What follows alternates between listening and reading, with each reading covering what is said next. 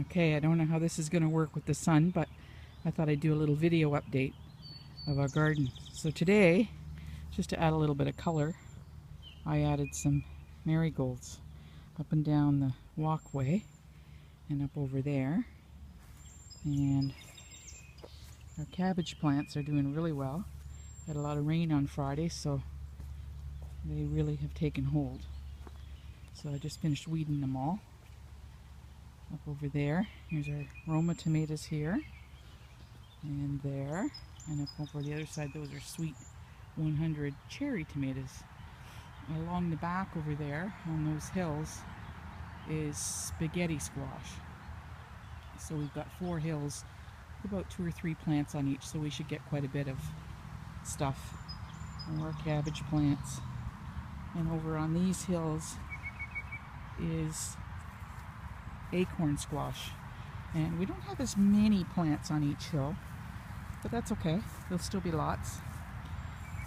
Over here, oh, I guess I got 5 hills of those. It's okay. And of course, more cabbage plants. We had a couple of the weaker ones kind of die off on us, but that's with 237 plants, what are we going to do with it all anyways? And I haven't really weeded these rows yet a little bit today because I had to replant some green beans, kind of fill in, and I don't want to pull them out yet, so accidentally, so I just left those.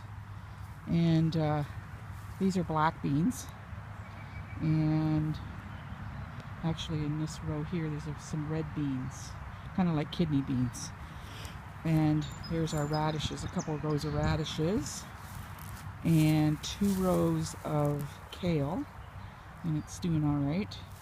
And then we got a row of Swiss chard, and this is our row of peppers. The bigger plants at the front here we just bought, and because I had some that I grew from seedlings that didn't really take very well, so we'd replaced them with these ones. And then at the very front up there are from seedlings I did jalapenos. So there's quite a few plants, and they seem to have taken hold. And here we've got eggplant, 2 different varieties, more cabbage plants, and back over there. And then here, actually here, these are Australian squash. They're a very big variety, but they have a thick skin, but they have quite a bit of flesh to them, so you don't have much of a seed base. You've got more flesh. So hopefully they seem to be coming okay. And there's another hill there. And sunflowers. We grew sunflowers from seed, but there's quite a few, as you can see, random ones, because we kind of did them in a row along the end here. You can see that they have popped up from last year. So I guess the birds have dropped seeds and whatnot. More cabbage plants. Here's cucumbers. These are pickling cucumbers. I bought these trellises just for something different to see if they'll climb. And this is supposed to be English cucumbers. Right now it's all weeds.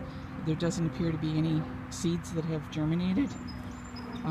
There is a couple, they're pretty weak looking, that have germinated in this hill. And there's a few more that, I think there's 4 that have here, 4 or 5 in this one.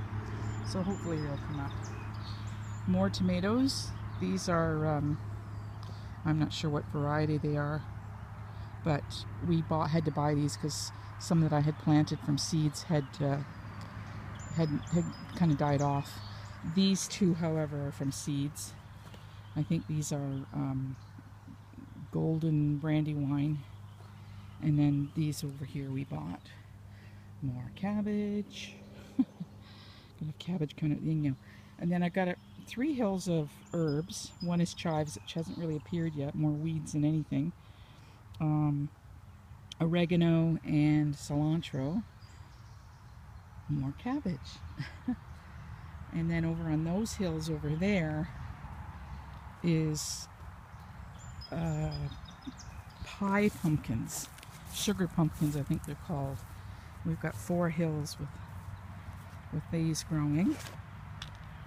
And they're looking pretty good. Of course, more sunflowers. These are the pumpkins and sunflowers.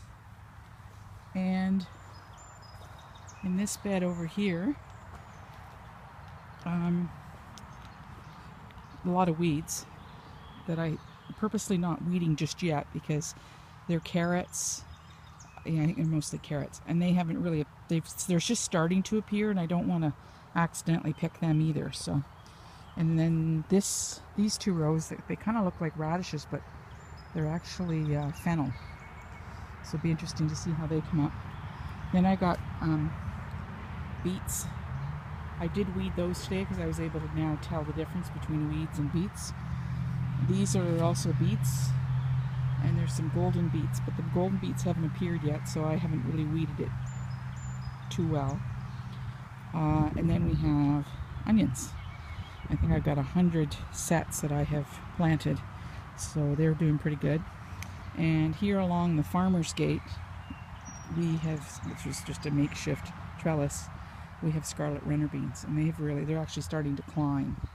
And they're so pretty once they come up because they have a nice red flower on them, and the hummingbirds really, really like it. And I think that's just about it. Coming back over to the spaghetti squash again, which is doing really well. And some, actually here and there are some volunteer radishes. So it's food. We're not going to take them out of the ground. We'll let them grow.